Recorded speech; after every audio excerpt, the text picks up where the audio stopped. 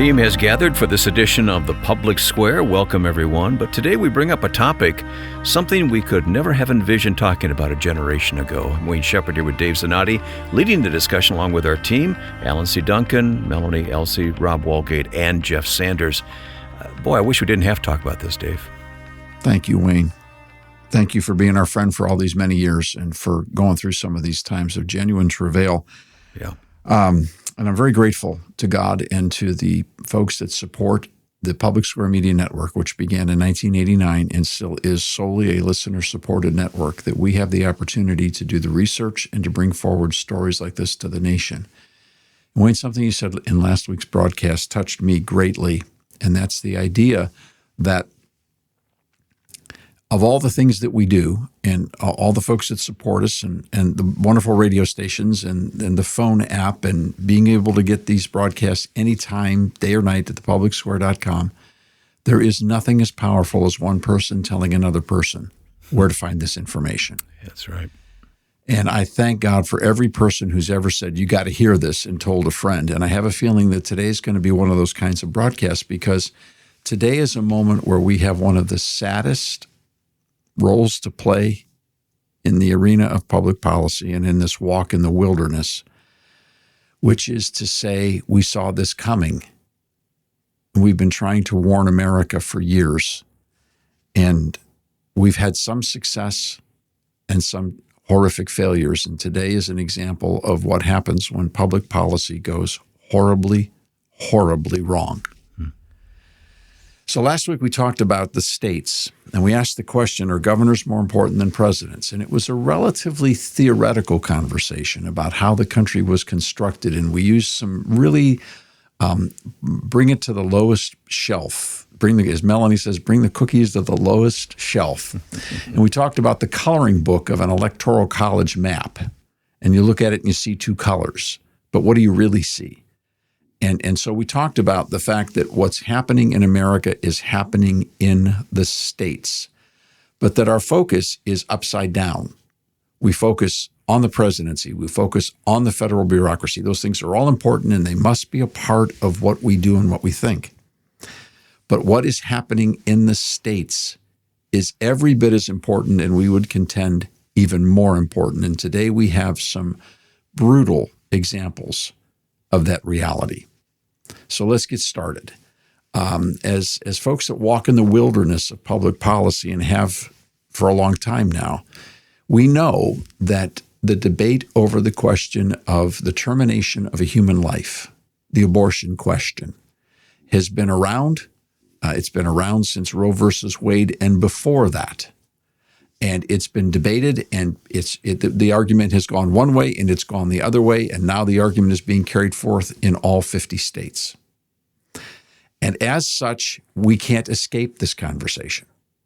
America is in the middle of it, and the only people who duck their head in the sand are people who've ducked their heads in the sand. Whatever their reason is, left, right, pro-life, pro-abortion, I don't care and I don't want to hear anything more about it. You can't escape the consequences of this, because this is something that is real. How real is it? Well, let's talk about it. States are now battling as to what they're going to do with abortion. The battle is so significant that we've spent now 2 years on a project called Abortion in America, which is a research paper that is in print and continues to expand online. You can get a copy of that. You can find that information on our websites, Abortion in America. And you'll see the history of the debate and the history of the struggle. Today, we're going to bring another update to that publication. Unfortunately, it's an update on the sad side, because when Roe versus Wade fell, the pro-life community was not prepared for the battle that was ahead. They were prepared for the celebration and the Thanksgiving, which were in order. Well, I understand that. But what they did not realize, the pro-life community did not realize, and we consider ourselves pro-life, so if we want to accept the blame for that, I mean, we blame all you want, doesn't matter. All right, the pro-life community did not recognize how the abortion industry and their strategic allies on Capitol Hill, and including Big Pharma, were so prepared for this. Not only did they have a leak of the decision, but they've been prepared for years before the leak of the Supreme Court decision to attack this issue in the public domain and to attack it exclusively on the realm of civil rights. and to basically try to convince the world that a right of paramount importance was being taken away from someone and taken away from an entire group of people. And that the whole design was to create outrage that the court was now taking from women in America, a basic right that was inherent in their very beings. And that's the right to terminate the life of an innocent unborn child. That it's a right. And so the movement became to enshrine this right, to capture the outrage and to enshrine it, that's their term, in state constitutional law.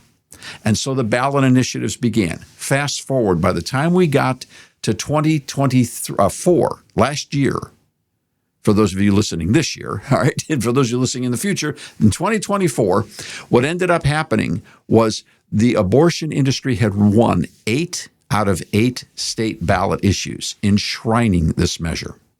They were 8-0. The battleground had changed. Yeah. It had shifted. Their momentum, their outrage, and their billions of dollars in expenditures went forward, and they were winning state after state after state after state. Now, the good news is that in 2024, they lost 3 times in 3 states, the biggest loss being in Florida, thanks be to God. And so suddenly people were catching up with them and catching on to them. It took 2 years to get to where the fight began to get out to even ground. But so much damage has happened in that interim that we now have a teachable moment, a classroom opportunity. Unfortunately, that classroom opportunity is covered with blood and death. So we're going to go today to the state of Colorado, proving once again the point that we tried to start last week, that the states are more important than the federal government, because Colorado is one of those states that enshrined abortion with a constitutional amendment after Dobbs fell. And what people don't understand, and what we've been desperately trying to explain to people, whether you're pro-life or pro-abortion, it doesn't matter. When you enshrine a right like that at your state constitutional level, you are opening the door to problems like you cannot imagine. Because it's different to legalize a procedure based upon certain parameters, certain circumstances. It's another thing altogether when you take a medical procedure and say it is a fundamental human right. That makes every law regarding that procedure an inferior attempt to regulate against a superior right. And in terms of legal construction, you have immortalized, if you will, abortion. You have made it supreme. And that is a dangerous place, not just for the children that will die, but for the mothers who will die. And such is the case that we're now beginning to experience in Colorado. Colorado has a situation where they have just such an amendment. And Rob, I'm going to ask you to report on the article that's come to us now. And then we're going to talk about legislation that proves the example. Let's talk about the article first. Well, we spent a lot of time doing research for this program on different pieces of legislation that have been pending and passed in Colorado. And an article came to our attention right before we turned the mics on and went to broadcast. And that article is a tragic story of an 18-year-old girl that went to a Planned Parenthood in Fort Collins, Colorado, to receive an abortion at roughly 22 weeks of her pregnancy. And not only did the baby not make it, but this young mom didn't make it either. And it talks in the article how her grandparents were called, and her grandparents didn't even know she was pregnant. And this young girl was transported to a hospital, and it's just a tragic story that highlights the need for the know and the transparency of what is taking place inside these facilities that are operating under the guise of having that constitutional right that you mentioned, Dave, in so many states. This is the outcome, not one life lost, but 2 in this instance. There are names tied to pieces of legislation in Colorado that have nothing to do with the legislation. It's just to draw on people's emotions Yet stories like this are pushed to the back burner and aren't reported on. And just to be advised, we'll have this article posted. You can look at the evidence itself. It's very clear and quite transparent. What happened was, and let's put these pieces together. You're not going to hear us screaming pejoratives here. No. You're not going to hear us loathing anyone in this process. That's not going to help anything. Let's just make it real simple. When you pass an unrestricted abortion on demand constitutional amendment, it means abortion anywhere, anytime, any place, by and large. Now, within reason. But remember, not so long ago, we did a program on the crisis inside Planned Parenthood. So the New York Times went into an extensive interview period and came out and really released an expose saying that Planned Parenthood across the country is in crisis. And because they're in crisis, people are going to get hurt. The story we're now about to unfold explains exactly what that hurt looks like. Yeah, and as you can tell, there's a lot more to come in this conversation today on the Public Square, which will continue in a moment as you stay with us.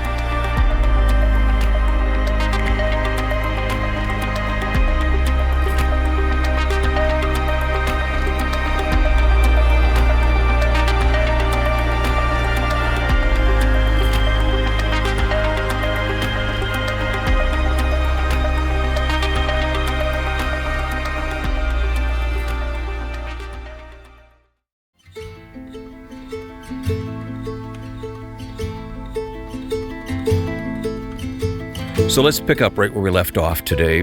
Very sad news, of course, here on the Public Square, but it's a public policy that we need to discuss and to understand what's happening here and act upon it, Dave. It's bigger than the question of abortion, Wayne. It's a question of how do we understand the proper legal construction of our government, both state and federal, and how do we understand the concept of what is a right and where do rights come from? And what we've been a part of for a number of years, amplified since 2022, is this notion that rights are like Play-Doh. If we feel something strongly enough, we can turn it into a right and just manufacture it and make it look like that. But it's as ridiculous as calling a beautiful statue of Michelangelo made out of Play-Doh the same thing as the statue. It's a tawdry, ridiculous, farcical representation. Rights don't work that way. Our Declaration says that rights come to us from God, that they're given by the Creator.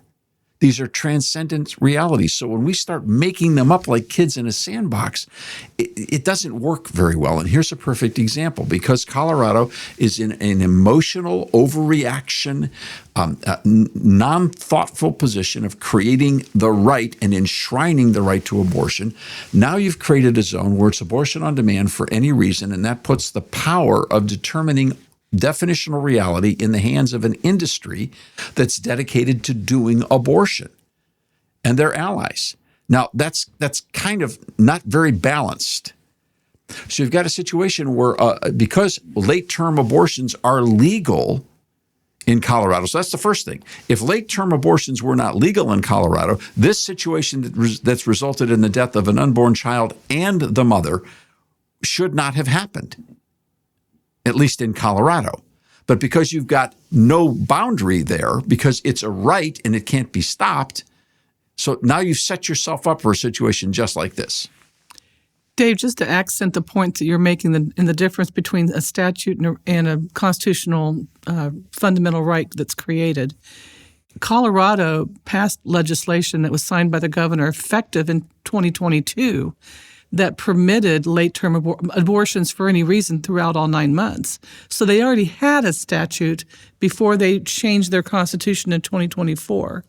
What happened in 2024 when it was established that abortion was a fundamental right, those reproductive decisions were fundamentally a right to an individual person, it opened up Pandora's box, because then you have no capacity for the legislature to put parameters to guard safety and other things that would have maybe prevented this young girl from dying, depending on those circumstances. But you have the fundamental right changes the funding of abortion through Medicaid, the funding of abortion through state and local dollars flowing.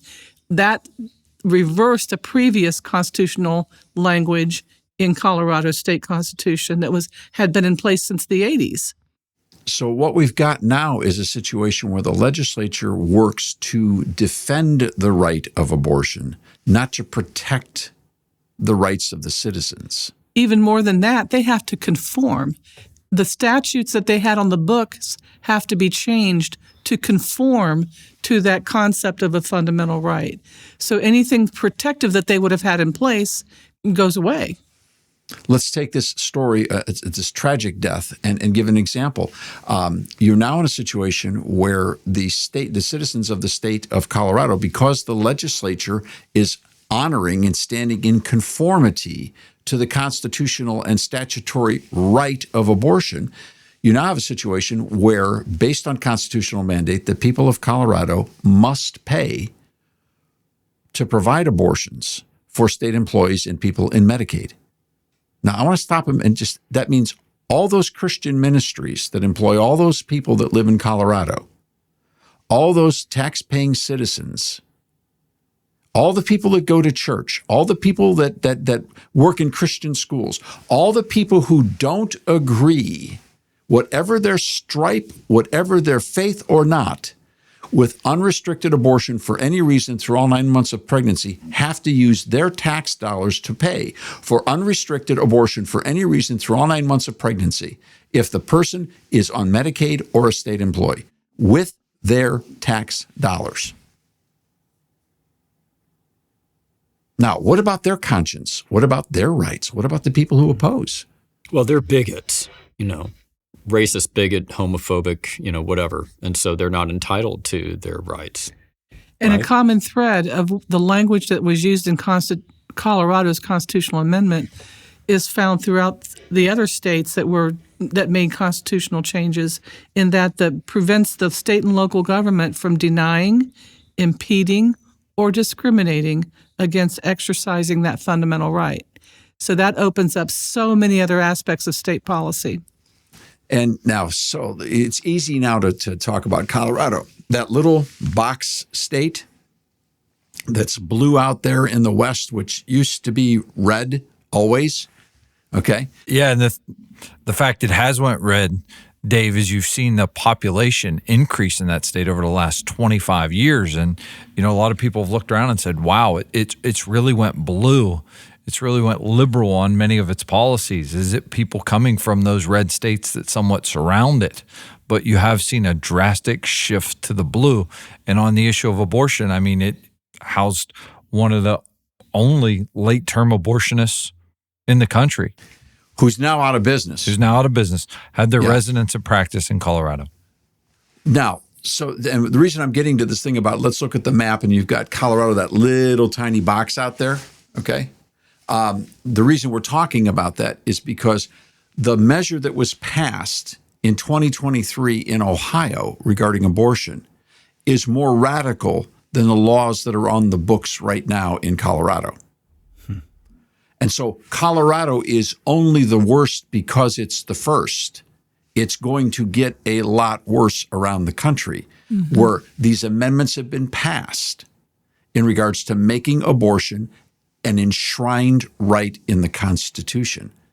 Because now the legislature cannot pass laws that infringe upon the industry. Example, the net result of this tragic death in Colorado that we spoke of was a legislative redress, a committee hearing that was held to discuss about the potential of putting restrictions on clinics in regards to these kinds of circumstances. The measure that was proposed never even got out of committee because Planned Parenthood was in the room doing the lobbying. Planned Parenthood is the agency through which the death occurred.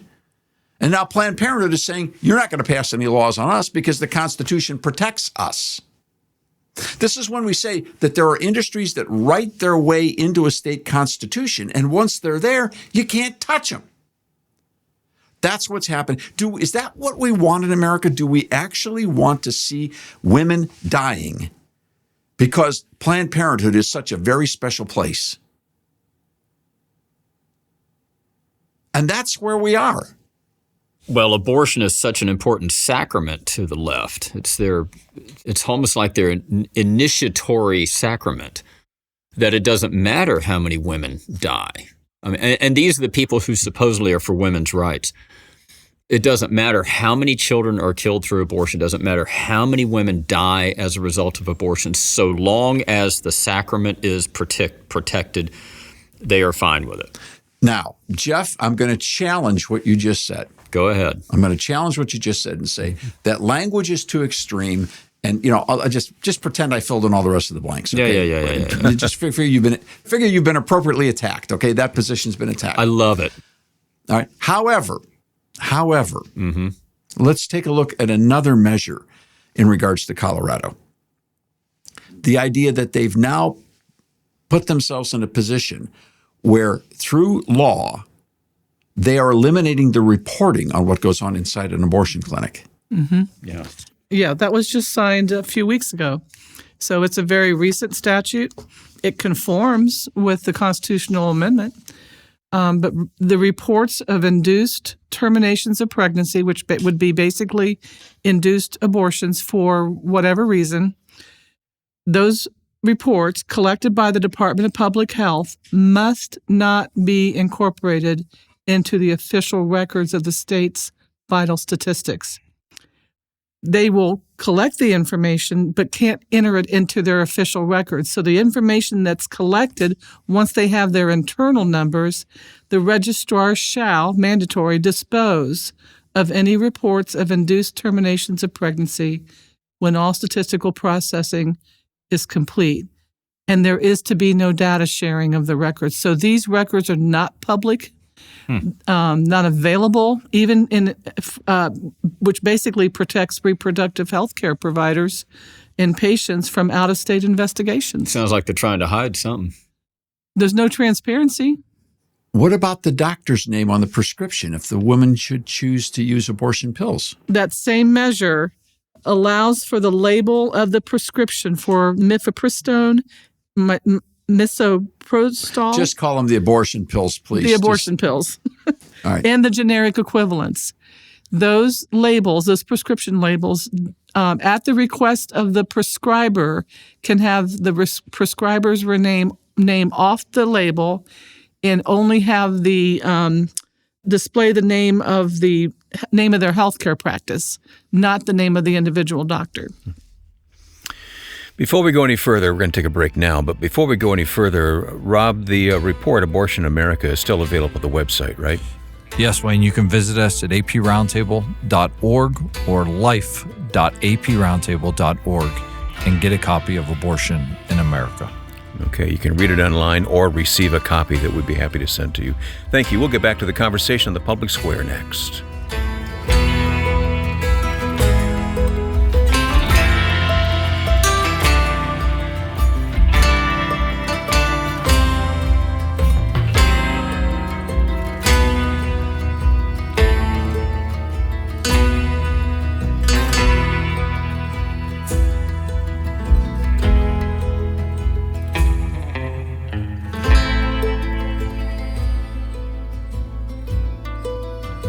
We will be right back for more on the Public Square.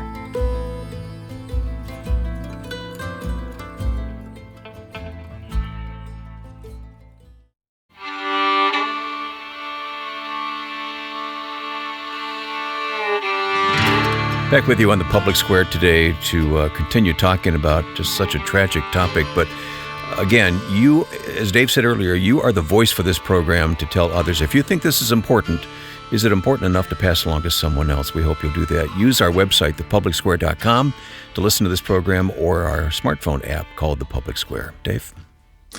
Wayne, there's a second conversation here, and that's going to be more applied in regards to constitutional language in the state of Ohio as opposed to the state of Colorado. But there's very similar places that are happening. So what we're saying is that in abortion, when the right is established in a state constitution, and I might remind everyone that the word abortion does not appear in the federal constitution. It never has. Nor has the United States Congress ever passed a measure that says abortion is a fundamental human right. So this was something that was done strictly based upon the interpretation of the Roe case, which was fabricated on a complete lie. We all know that now. That's not even a debate. All right? And it was done by the court. Now the matters come back to the states, and a different technology is being applied in law, and that's that the activists of the abortion movement are trying to make an enshrinement of abortion into state constitutions. So when a right is created inappropriately, you've got problems.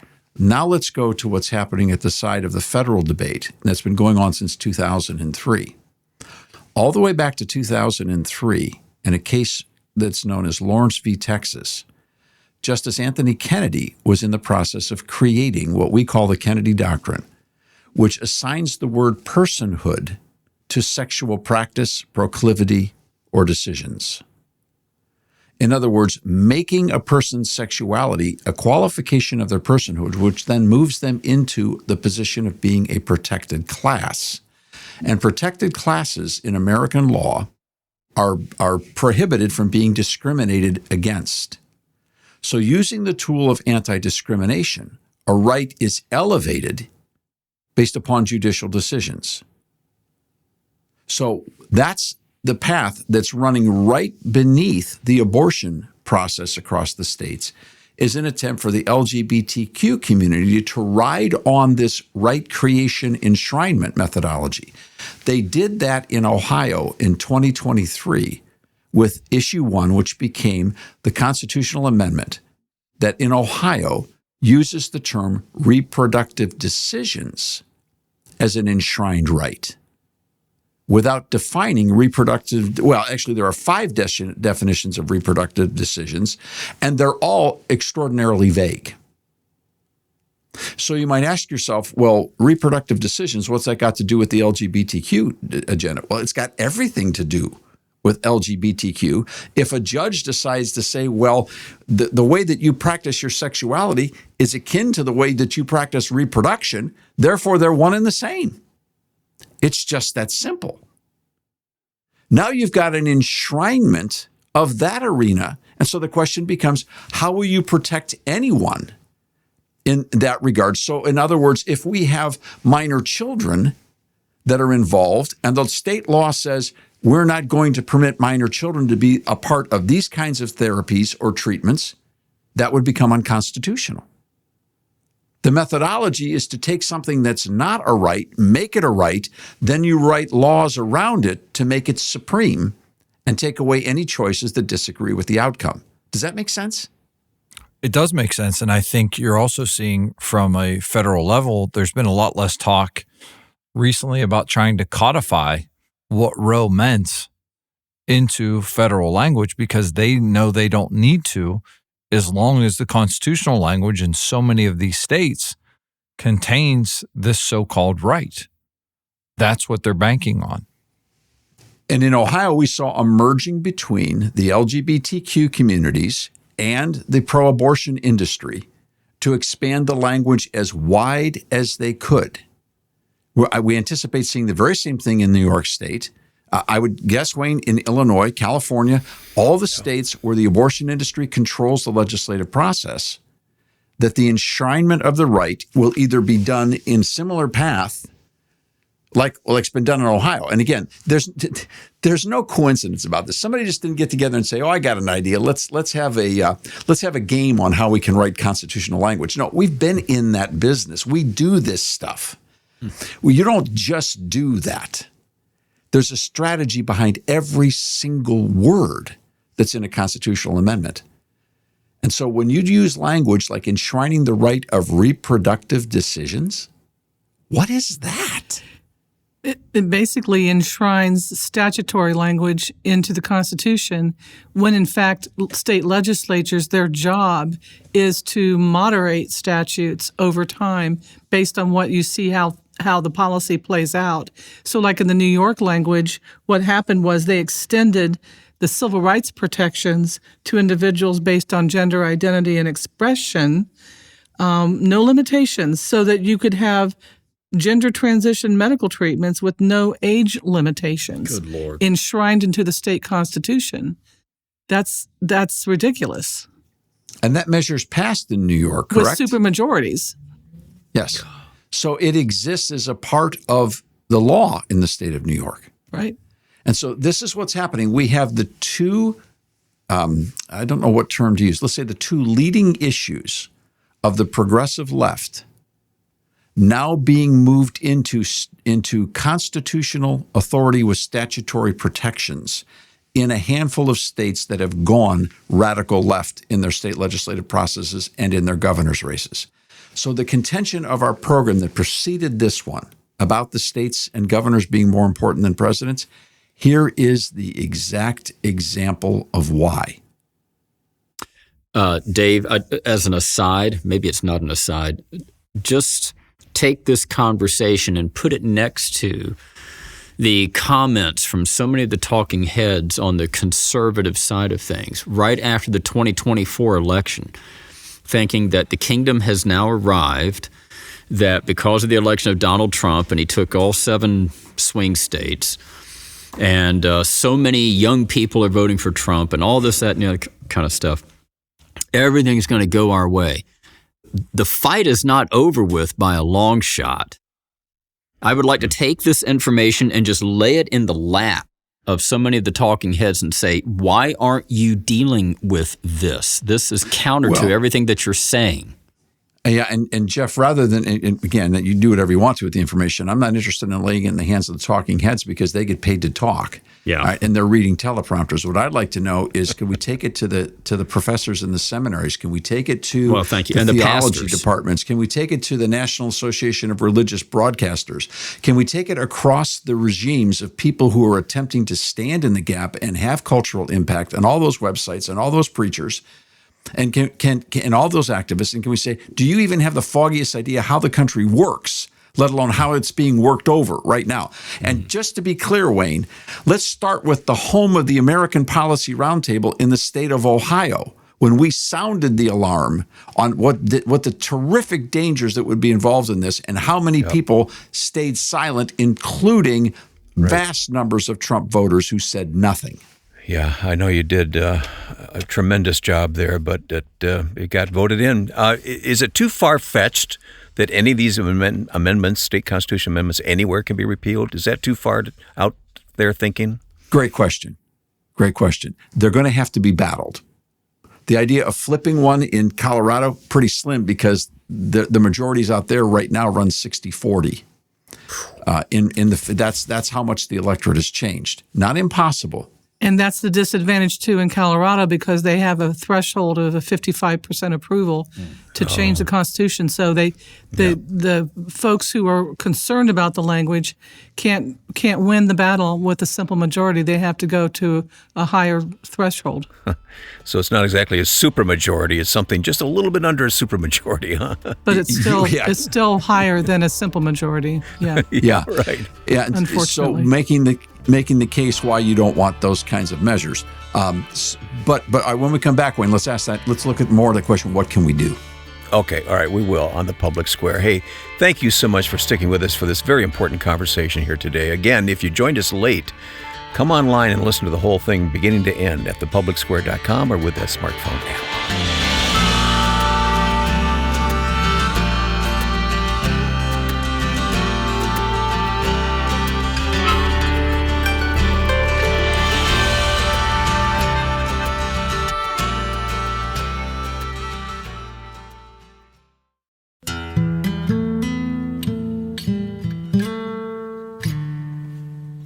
All right, let's pick it up again on the Public Square today. Just such an important conversation, Dave.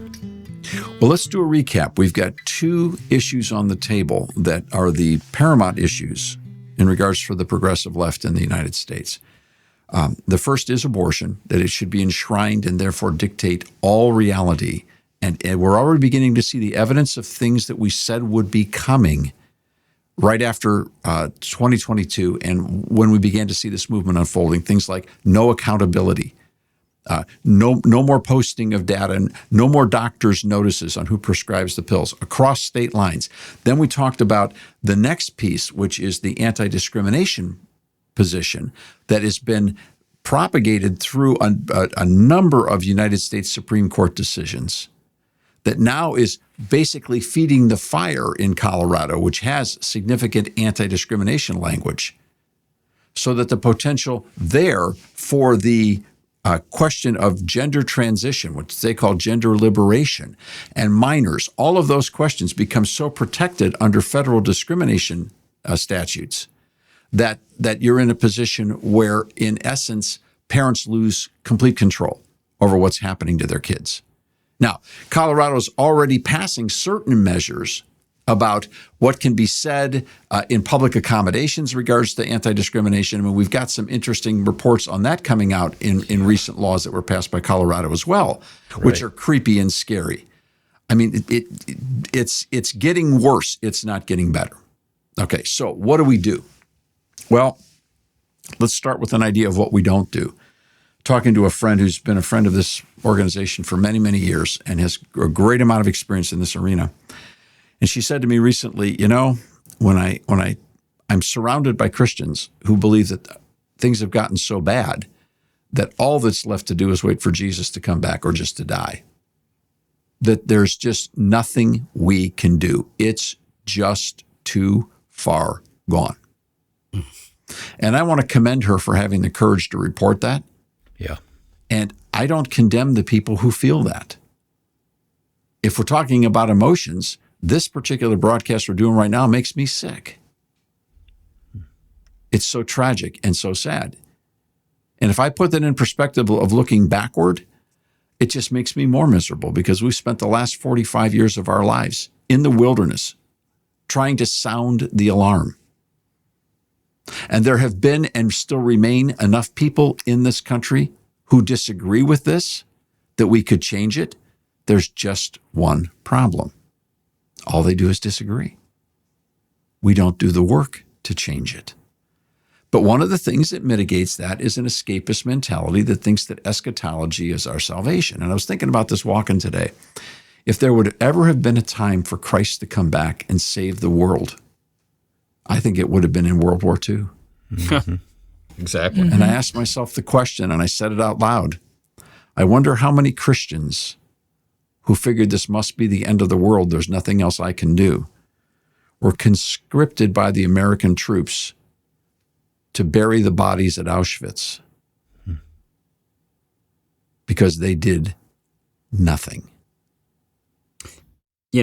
Dave, there is documented evidence. I mean, I've seen it with my own two eyes of how so many Christians said in the 1930s and 40s that this is the end of the world. That they first said that Mussolini was the Antichrist and Hitler was the false prophet. Then later they switched when they saw that Hitler was more powerful and that World War II was Armageddon. I could have bought that argument. A pretty persuasive argument, but it was false. And then in the 1950s, Joseph Stalin was the Antichrist, and then the end of the world was coming.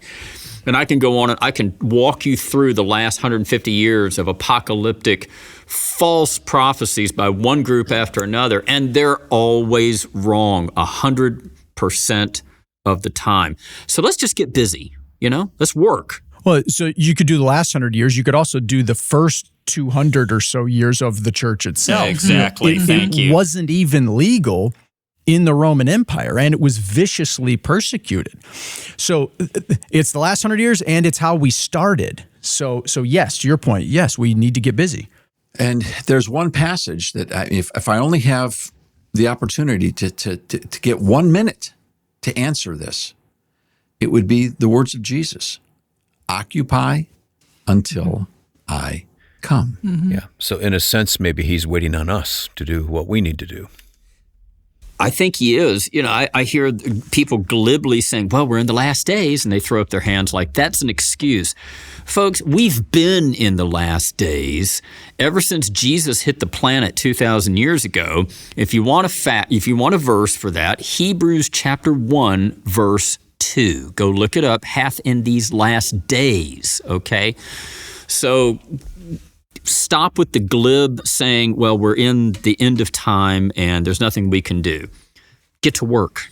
Yeah, because it doesn't fit. It doesn't fit at all with the teachings of Christ. So that's a reality that we've got to mitigate against. Now, I'd like to say, it's just a theological interpretation. If we can get enough people rethinking the scriptures according to biblical teachings, we've got that made. When I was studying in Bible college and theological seminary and decided that we were to be somehow related to a mission to public policy, what I heard from my peers was, wow, you're a pretty good preacher. Why would you ever waste your time getting involved in politics? Because if we just see enough people come to Christ and their hearts are changed, all these problems are going to disappear. Well, friends, there have been a lot of people saved since that time. There have been a lot of revivals, a lot of crusades. Yeah. Our country is getting worse. Which direction has the policy gone, right? Better. Yep. Right. So it's not an either or, and it's not automatic, because Christians they may be fully saved but badly formed. People who think that the world's divided between sacred and spiritual and all that matters is the spiritual end up losing everything else. Is that work? Does God not care about justice, righteousness, and kindness on earth any longer? Are those words from Jeremiah not true? Is Psalm 20? I could go on. And if you've been listening to this program for the last however many decades, you know where we're going with this. Mm-hmm. Well, you often describe this as a mission field, the field of American public policy. Yeah, and I think that so there is a certain, we all need a kick in the tail on this one, because if you think we're working hard enough, we're not. Look, you can't sustain liberty by voting only. You got to do more than that. Liberty has to be maintained by living in the light. Right. Here's a good idea. Let's stop getting divorced. Just a thought.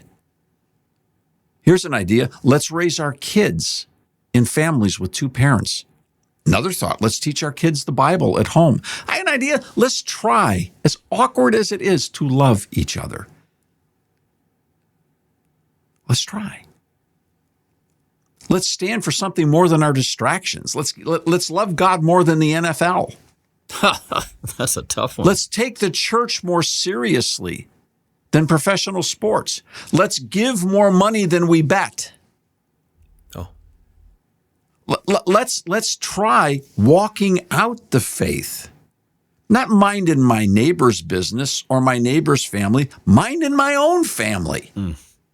I mean, the living is where the victory is. But then there's something else we've got to get to, and that's the understanding of the false doctrine of American law, which is that if you fix the presidency, you fix the nation. Doesn't work that way. What happens in the states is more important than what happens in Washington, D.C. Tragically, we didn't see this Colorado story unfolding at the level that it's unfolded since we did our program on trying to make that point on the theoretical. Now, when you get to the practical, it's stark. So what does this kind of public service look like? Here's where it starts. I know this is going to flip you out. I know you're not going to believe it. It starts with your local school board. Oh, boy.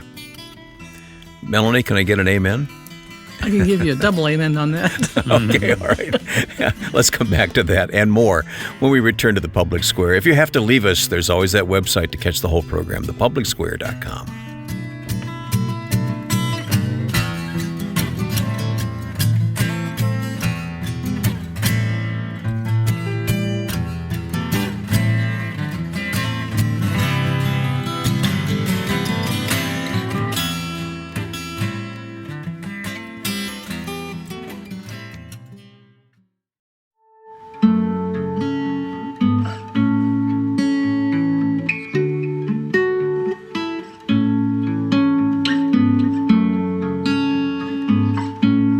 You guys are always talking about the problem. You never talk about the solution. Well, guess what? We do talk about solutions around here. We're about to get to some more of them on the Public Square. Dave? Starts with the local school board. Believe it or not, 3 or 4 votes, depending on the size of the city that you're in and what part of the country you're living in, 3 or 4 votes on a local school board can change the entire curriculum of a school district. It can move out horribly negative texts and bring in texts that are more balanced. It can recreate the opportunity to teach civics and the Declaration and the Constitution. You say, we only need 3 or 4 people. That's all you need. But it's not that simple. You've got to find them. You've got to help them. You've got to support them. You've got to go door to door for them. You've got to give them the funding. You've got to help them when they win. You've got to help them when they lose. You got to get started, and you can't ever, ever, ever give up. But yes, local school boards truly matter. So do state lawmakers, state representatives, and state senators. Critical situation. We've got to get involved in bringing people to the forefront. I was talking to a pastor the other day of a very large church, and a doctrinally a very sound church and very fruitful church in regards to changed lives and healed families. And we talked about the fact that with all that's going on, it's not good enough if we don't provide models for leadership in the civic culture. In other words, how many congregations could have just one person running for public office at the state, local, and county levels? Why not? Think of and it. 100 people who care to support that person financially and babysitting, meals, whatever it takes to help that person serve effectively and to communicate on behalf of that person. In America, we used to lead from the pews. Not from the pulpit, we led from the pews. Let's go back to Lexington Green. Remember, Jeff, we just celebrated the 250th anniversary of Lexington Green. Yeah. And who was on the green? A church. Yeah.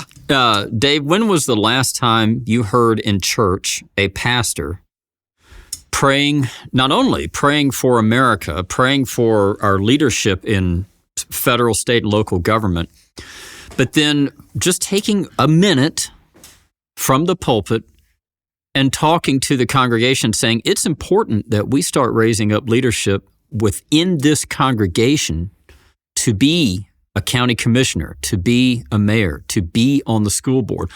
Why not? Why shouldn't we do? I have not heard this in probably a decade from any pulpit. You asked me specific, so and that's a dangerous thing because I know several. Okay, I know several, and I'm not going to get them all in. Thank God. And I would add that I've known some that have done that privately with members of their congregation, which is an important act of leadership on the part of the pastor as well. Good. Yes.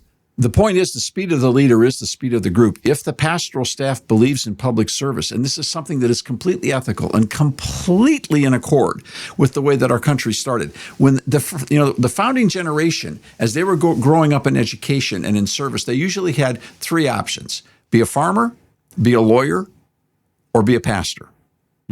Be productive for the sake of the greater good. Survival. Raise the food and help others, or be a lawyer and help the country in regards to public service, or be a pastor.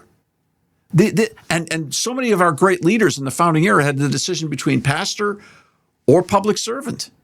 And in some cases, they were both. Yeah. This is deep in the tradition of the practice of Christianity biblically in America. And it does have that serve aspect. I mean, if you love your neighbor and you're called to serve in an elected office, it isn't easy. It's going to take some sacrifice. But we think back to the sacrifice that was made roughly 250 years ago, and it's not going to take that level of sacrifice. In addition to serving, we also have to understand that casting the vote is also important. How many election cycles do we go through where there's a 25% participation rate because it's an off year?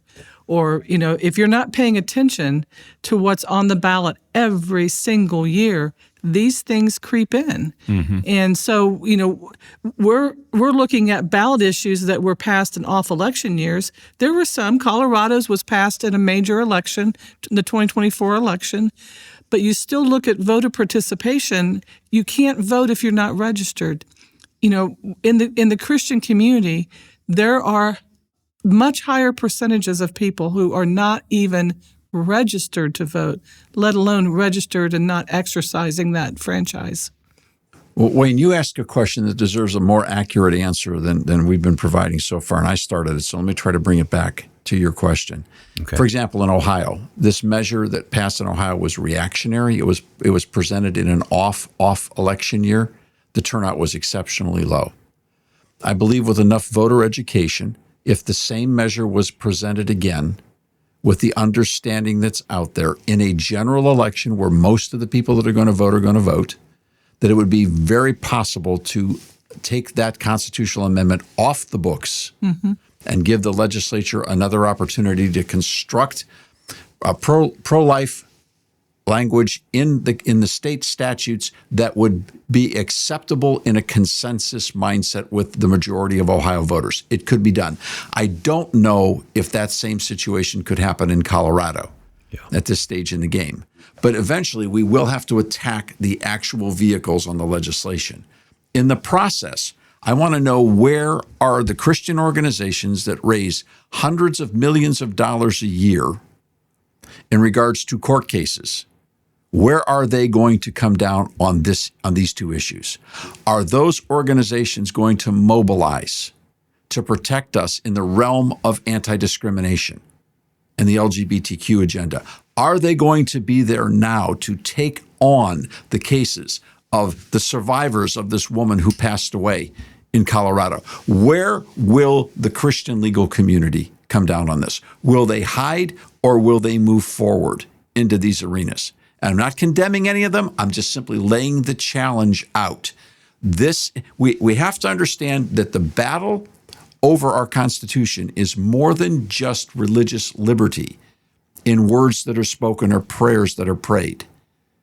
This is a bigger subject. Why are we not litigating against tax dollars being used based on matters of conscience?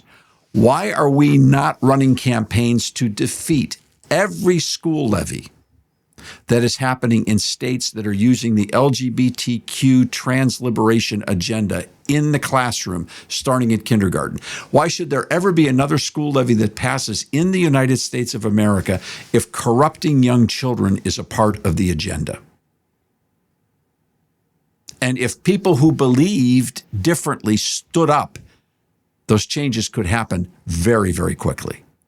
One basic example of that is if you take the use of the pronoun issue in the LGBTQ agenda and having to compel people to use certain pronouns when referring to someone's chosen identity, that, as we were discussing off the air, that's a free speech issue.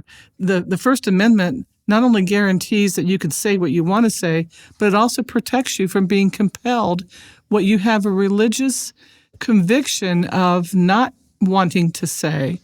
For example, there was a case out of the Sixth Circuit Court of Appeals where in Ohio, the Shawnee State University, that professor won his case on the pronoun issue. So that took some proactive movement through the courts to get that as become a part of case law.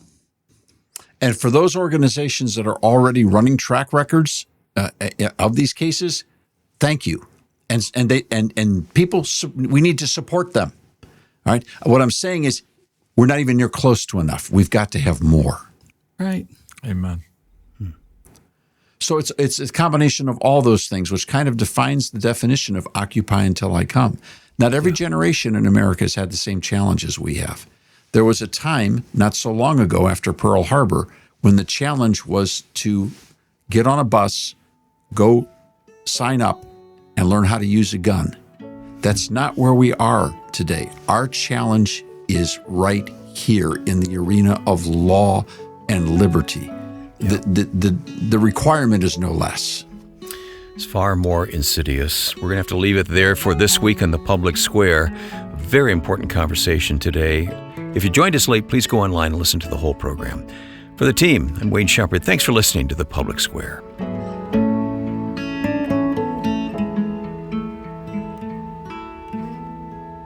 The Public Square is a broadcast service of the American Policy Roundtable.